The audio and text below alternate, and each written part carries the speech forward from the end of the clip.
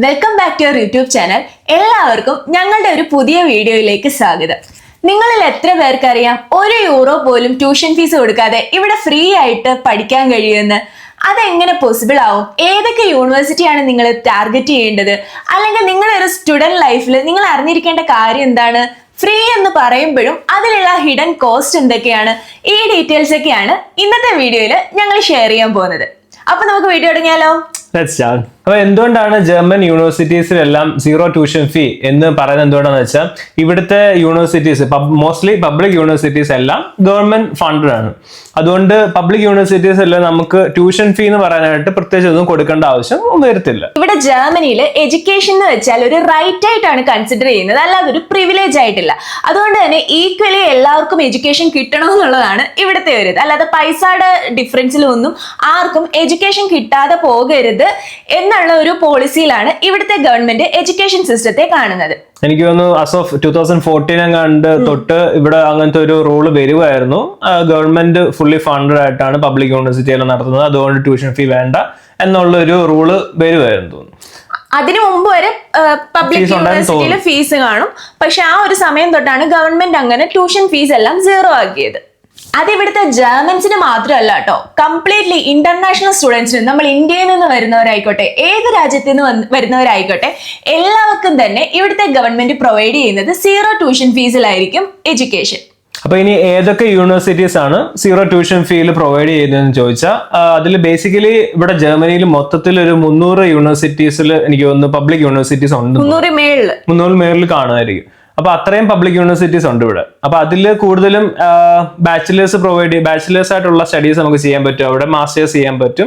അപ്പൊ അങ്ങനെ പല സ്റ്റഡീസ് നമുക്ക് അവിടെ ചെയ്യാൻ പറ്റും. അപ്പൊ അതിൽ കൂടുതലും ഫോർ എക്സാമ്പിൾ പറയുകയാണെങ്കിൽ ഇപ്പം RWTH ആഹൻ, പിന്നെ TU ഡ്രെസ്ഡൻ, പിന്നെ യൂണിവേഴ്സിറ്റി സ്റ്റുട്ട്ഗാർട്ട്, ഹൈഡൽബർഗ്, ഇപ്പൊ അങ്ങനെയുള്ള ഇതെല്ലാം പബ്ലിക് യൂണിവേഴ്സിറ്റീസ് ആണ്. അപ്പൊ ഈ പബ്ലിക് യൂണിവേഴ്സിറ്റീസിൽ എല്ലായിടത്തും മോസ്റ്റ്ലി ബാച്ചിലേഴ്സ് പഠിക്കാൻ നമുക്ക് സീറോ ട്യൂഷൻ ഫീ ആയിരിക്കും. പിന്നെ ചില മാസ്റ്റേഴ്സിന് കാണും എന്തെങ്കിലും കുറച്ച് ഫീ നമ്മൾ കൊടുക്കേണ്ടി വരുമായിരിക്കും, പക്ഷെ അത് വളരെ തുച്ഛമായിട്ടുള്ളൊരു ഫീയെ കാണത്തുള്ളൂ.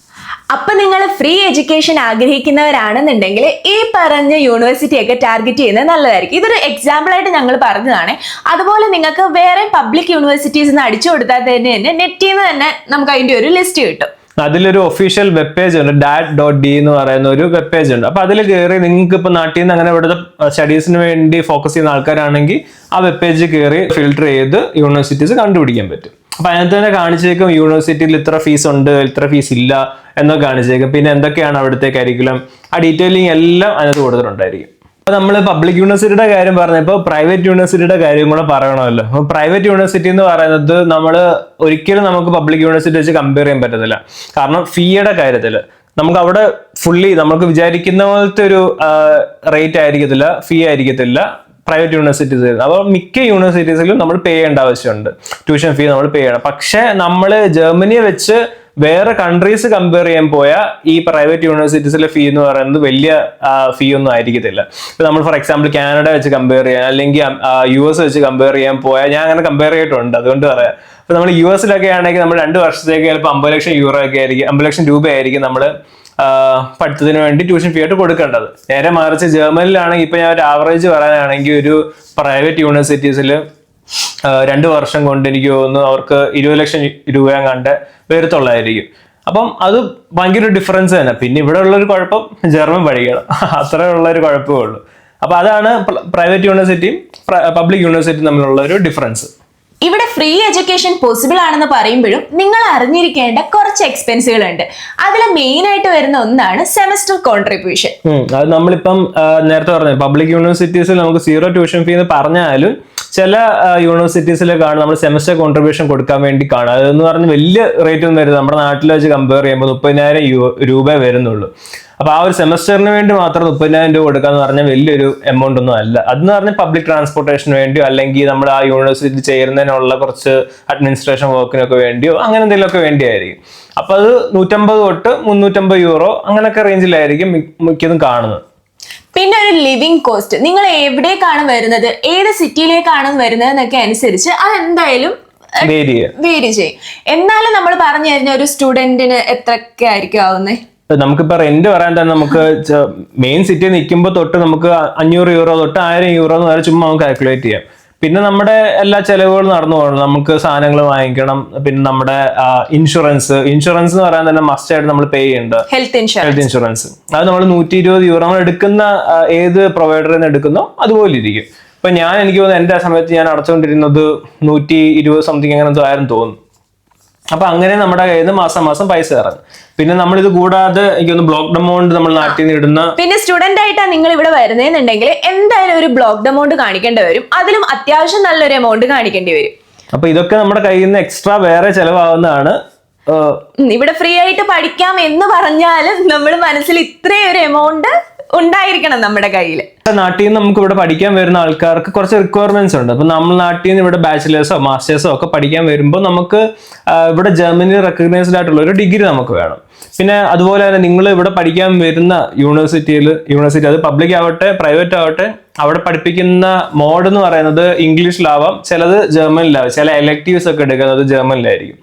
അപ്പൊ നിങ്ങൾ നോക്കണം. ഇപ്പൊ ഞാൻ നേരത്തെ പറഞ്ഞല്ലോ, DAT.D എന്ന് പറയുന്ന വെബ് പേജിൽ നോക്കുമ്പോൾ തന്നെ അറിയാം, നിങ്ങൾക്ക് നോക്കുന്ന യൂണിവേഴ്സിറ്റീസിൽ അവിടെ കരിക്കുലം നോക്കുമ്പോൾ അവിടെ ചില എലക്ടീവ്സ് പ്രൊവൈഡ് ചെയ്തേക്കുന്നത് ഇംഗ്ലീഷിലാണോ ജർമ്മനിലാണോ, അല്ലെങ്കിൽ നിങ്ങൾക്ക് ജർമ്മൻ എത്രത്തോളം വേണം എന്നൊക്കെ യൂണിവേഴ്സിറ്റിയുടെ വെബ് പേജ് തന്നെ കൊടുത്തിട്ടുണ്ടായിരിക്കും.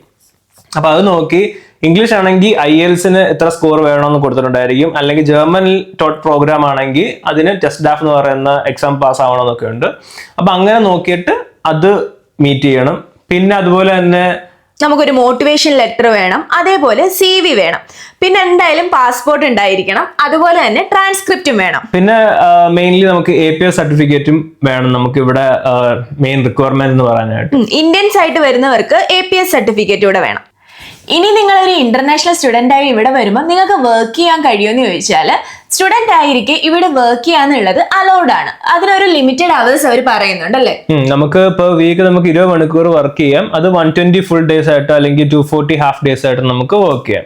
അത് നിങ്ങൾക്ക് ഇഷ്ടമുള്ളിടത്തോട്ട്, നമ്മൾ നേരത്തെ വീഡിയോസിലൊക്കെ പറഞ്ഞിട്ടുണ്ടായിരുന്നു, നിങ്ങൾക്ക് ഇഷ്ടമുള്ള ഇതിലോട്ട് നോക്കാം. ഇപ്പൊ നിങ്ങൾ പഠിച്ചതുമായിട്ട് തന്നെ റിലേറ്റ് ചെയ്യുന്നത് തന്നെ നോക്കണമെങ്കിൽ അങ്ങനെ നോക്കാം, അല്ലെങ്കിൽ വേറെ എവിടെയെങ്കിലും റെസ്റ്റോറന്റിലോ അല്ലെങ്കിൽ എന്തെങ്കിലും ഹോട്ടലിലോ ബാറിലോ അങ്ങനെ എന്തെങ്കിലുമൊക്കെ വർക്ക് ചെയ്യണമെങ്കിൽ അങ്ങനെ നോക്കി അങ്ങനെ വർക്ക് ചെയ്യാം. പാർട്ട് ടൈം ജോബ് എങ്ങനെ എളുപ്പത്തിൽ കണ്ടുപിടിക്കാം, അല്ലെങ്കിൽ പാർട്ട് ടൈം ജോബ് എങ്ങനെയാണ് നമുക്ക് കിട്ടുന്നത്, അതിന് എത്രയൊക്കെ എമൗണ്ട് നമുക്ക് കിട്ടും, ഇതെല്ലാം പറഞ്ഞുകൊണ്ട് ഒരു ഡീറ്റെയിൽഡ് വീഡിയോ ഓൾറെഡി നമ്മൾ ചെയ്തിട്ടുണ്ട്. അപ്പൊ നിങ്ങൾക്ക് അത് കാണാൻ ഇൻട്രസ്റ്റ് ഉണ്ട് എന്നുണ്ടെങ്കിൽ അത് ചെക്ക് ചെയ്ത് നോക്കിയോളൂ. പിന്നെ നിങ്ങൾ ഇവിടെ സ്റ്റുഡന്റ് ആയിട്ട് വരുമ്പോൾ എന്തായാലും നിങ്ങൾക്ക് ഒരു പാർട്ട് ടൈം ജോബ് കണ്ടുപിടിക്കേണ്ടിയും വരും, ചെയ്യേണ്ടിയും വരും. കാരണം ഇവിടെ നമ്മുടെ ലിവിങ് എക്സ്പെൻസ് മന്ത്ലി മീറ്റ് ചെയ്ത് പോവാന്ന് പറഞ്ഞു കഴിഞ്ഞാൽ അത്ര ഈസി ആയിരിക്കത്തില്ല, റെന്റ് കൊടുക്കുന്നതും നമ്മുടെ കാര്യങ്ങളും എല്ലാം. അപ്പൊ ഒരു പാർട്ട് ടൈം ജോബ് വന്ന ഉടനെ തന്നെ കണ്ടുപിടിക്കുക എന്നുള്ളത് വളരെ അത്യാവശ്യമായിട്ടുള്ള ഒരു കാര്യമാണ്. ഇനി നിങ്ങൾ ജർമ്മനി വന്ന് നിങ്ങളുടെ സ്റ്റഡീസ് ഒക്കെ കംപ്ലീറ്റ് ചെയ്ത് കഴിഞ്ഞാൽ നിങ്ങൾക്ക് ഇവിടെ എത്ര നാൾ നിൽക്കാൻ പറ്റുമെന്ന് ചോദിച്ചു കഴിഞ്ഞാൽ ഒരു 8 months ആണ് നിങ്ങൾക്ക് ഇവിടെ നിൽക്കാൻ അലൗഡ് ആയിട്ടുള്ളത്. നമ്മളിപ്പം ബാക്കിയുള്ള കൺട്രീസിനൊക്കെ വെച്ച് കമ്പയർ ചെയ്യുമ്പോൾ ഇവിടെ 18 മാസം എന്ന് പറയുമ്പോൾ ചിലപ്പോൾ നമുക്കത് ഓക്കെ ആയിട്ട് തോന്നണമെന്നില്ല ചിലവർക്ക്. ഇപ്പൊ കാനഡ പോലുള്ള കൺട്രീസിലൊക്കെ അവർക്ക് 3 വർഷം ഒക്കെ ഉണ്ട് സ്റ്റേ ബാക്ക്. ഇപ്പൊ എനിക്ക് UK-യിൽ എനിക്ക് തോന്നുന്നു അത്രത്തോളം ഉണ്ടെന്ന് തോന്നുന്നു. അപ്പം അത്രയും സ്റ്റേ ബാക്കിൽ നിന്ന് ഇവിടെ 18 മാസം എന്ന് പറയുമ്പോൾ എല്ലാവർക്കും ഒരു റിസ്ക് ഫാക്ടർ ആയിട്ട് തോന്നുന്നു. 18 മാസം കൊണ്ട് ജോലി കണ്ടുപിടിക്കണമല്ലോ, പിന്നെ ജർമ്മന്റെ ഒരു കേസ്, അപ്പൊ അങ്ങനെയൊക്കെ ഉള്ളതുകൊണ്ട് പലർക്കും പേടിയായിരുന്നു. അപ്പം എന്റെ കേസ് തന്നെ എനിക്ക് തന്നെ ഒരു ഇതായിരുന്നു, 18 മാസം എന്ന് പറഞ്ഞാൽ 1.5 വർഷം കൊണ്ട് എത്ര പെട്ടെന്ന് ജോലി കണ്ടുപിടിക്കാൻ പറ്റും നമുക്ക് അറിയത്തില്ല, കിട്ടുമോന്നും അറിയത്തില്ല. കാരണം ലാംഗ്വേജിന്റെ ഒരു ബാരിയർ ഉള്ളത് കൊണ്ട്. പിന്നെ അത് ലക്ലി ജോലി കിട്ടി. ആ ഒരു പീരീഡിനുള്ളിൽ ജോലി കിട്ടുന്നവരും ഉണ്ട്, എന്നാ കിട്ടാതെ പോകുന്നവരും ഒരുപാടുണ്ട്. അത് നമ്മൾ അതനുസരിച്ച് ശ്രമിക്കുക, പിന്നെ ഒരു ലക്കാണ് എല്ലാം വെച്ച് കിട്ടുന്നതായിരിക്കും. ഇനി നിങ്ങൾ ഈ 18 months-നുള്ളിൽ ഒരു ജോബൊക്കെ കണ്ടുപിടിച്ച് കഴിഞ്ഞു കഴിഞ്ഞാൽ നിങ്ങൾക്ക് ഇവിടെ ഒരു വർക്ക് വിസയോ അല്ലെങ്കിൽ ഒരു ബ്ലൂ കാർഡ് വിസയോ ഒക്കെ അപ്ലൈ ചെയ്യാനായിട്ട് പറ്റും. അത് കഴിഞ്ഞ് പിന്നെ നമുക്ക് PR കാര്യങ്ങളും ഒക്കെ സ്റ്റെപ്പ് ബൈ സ്റ്റെപ്പ് ആയിട്ട് അങ്ങ് പൊക്കോളും. അപ്പൊ ഇനിയും പബ്ലിക് യൂണിവേഴ്സിറ്റീസിൽ ഒരു അഡ്മിഷൻ കിട്ടുക എന്ന് പറയുന്നത് നമ്മൾ വിചാരിക്കുന്ന പോലെ അത്ര ഈസി ആയിട്ടുള്ള ഒരു ടാസ്ക് അല്ല. കാരണം നമ്മൾ ഒരിടത്ത് മാത്രമായിട്ട് ഒരിക്കലും ഫോക്കസ് ചെയ്ത്, ഇപ്പൊ ഞാൻ ഒരു യൂണിവേഴ്സിറ്റി കണ്ടു, ഫോർ എക്സാമ്പിൾ TU ഡ്രെസ്ഡൻ കണ്ട് ഞാൻ അങ്ങോട്ട് വേണ്ടി മാത്രം അപ്ലൈ ചെയ്ത് അവിടെ മാത്രം ഫോക്കസ് ചെയ്തിരുന്നാൽ നമ്മൾ ചിലപ്പോൾ അങ്ങനെ ഇരുന്ന് പോകത്തേ ഉള്ളൂ. കാരണം അവര് ചിലപ്പോൾ 1 വർഷം കഴിഞ്ഞിട്ടായിരിക്കും നമുക്ക് റെസ്പോൺസ് തരുന്നത്. അപ്പൊ ചിലപ്പോൾ അത് റിജക്ട് ആയി പോവാം, ചിലപ്പോൾ നമുക്ക് കിട്ടുകയും ചെയ്യും, പക്ഷെ നമുക്ക് അറിയത്തില്ല. അതുകൊണ്ട് എന്താ ചെയ്യേണ്ടതെന്ന് വെച്ചാൽ, ഞാൻ അപ്ലൈ ചെയ്ത ടൈമിൽ എനിക്ക് പറ്റിപ്പോയ ഒരു കുഴപ്പമായിരുന്നു, ഞാൻ കുറച്ചെടുത്ത് മാത്രമേ അപ്ലൈ ചെയ്തുള്ളായിരുന്നു. അപ്പം ചെയ്യുന്നത് എങ്ങനെയാണെന്ന് വെച്ചാൽ, നിങ്ങൾ അപ്ലൈ ചെയ്യുമ്പോൾ അത്രയും നമ്മൾ ആപ്ലിക്കേഷൻ ഫീ കുറച്ചാവും, പക്ഷെ എന്നിരുന്നാലും ഏറ്റവും ബെസ്റ്റ് സൈഡ് എന്ന് പറയുന്നത് നിങ്ങൾ കുറേ യൂണിവേഴ്സിറ്റീസ് ഇങ്ങനെ സോർട്ട് ഔട്ട് ചെയ്യുക, എന്നിട്ട് എല്ലായിടത്തും അപ്ലൈ ചെയ്യുക. എല്ലായിടത്തും അപ്ലൈ ചെയ്ത് ഒരു 10-20 ഇടത്തെങ്കിലും അപ്ലൈ ചെയ്ത് നോക്കുക. എന്നിട്ട് അതിന്റെ ഏതെങ്കിലും റെസ്പോൺസ് വരുമ്പോൾ നിങ്ങൾക്ക് ഇഷ്ടപ്പെട്ടത് നോക്കി സോർട്ട് ചെയ്ത് പിന്നെ എടുക്കുക. അല്ലാതെ 1-2 ഇടത്ത് മാത്രം അപ്ലൈ ചെയ്തിട്ട് അതിന് റെസ്പോൺസ് വരട്ടെ എന്ന് കരുതി ഒരിക്കലും ഇരിക്കരുത്. കാരണം അത് കുറച്ച് പാടാണ്. അതുകൊണ്ട് ബെസ്റ്റ് എപ്പോഴും എന്ന് പറയുന്നത് ഒരു മിനിമം ഒരു 10 ഇടത്തെങ്കിലും അപ്ലൈ ചെയ്യുക, എന്നിട്ട് വെയിറ്റ് ചെയ്യുക. അതുപോലെ ഒരു യൂണിവേഴ്സിറ്റിയിൽ അപ്ലൈ ചെയ്ത് അത് റിജക്ഷൻ വന്നെന്ന് എഴുതി ഡയറക്റ്റ് ഒരു പ്രൈവറ്റ് യൂണിവേഴ്സിറ്റിയിൽ പോകണമെന്നില്ല. ബാക്കിയുള്ള യൂണിവേഴ്സിറ്റിയിലും അപ്ലൈ ചെയ്ത് നോക്കുന്നതായിരിക്കും എപ്പോഴും ബെറ്റർ. കാരണം അത്രയും പൈസ നമ്മൾ ചിലവാക്കേണ്ടി വരത്തില്ലല്ലോ പബ്ലിക് യൂണിവേഴ്സിറ്റി ആണെങ്കിൽ. അപ്പൊ അത്രയൊക്കെ ഉള്ളൂ ഈ ഒരു ടോപ്പിക്കിനെ പറ്റി നമുക്ക് ഷെയർ ചെയ്യാനുള്ള ഡീറ്റെയിൽസ്. ഈ വീഡിയോയും എന്തായാലും നിങ്ങൾക്ക് ഹെൽപ്ഫുൾ ആവുമെന്ന് വിചാരിക്കുന്നു. ഹെൽപ്ഫുൾ ആയി തോന്നുകയാണെങ്കിൽ എന്തായാലും വീഡിയോ ലൈക്ക് ചെയ്യാനും സബ്സ്ക്രൈബ് ചെയ്യാനും മറക്കണ്ട കേട്ടോ. അപ്പോൾ വീണ്ടും വേറൊരു യൂസ്ഫുൾ ആയിട്ടുള്ള വീഡിയോ ആയിട്ട് കാണാം. Until then, bye.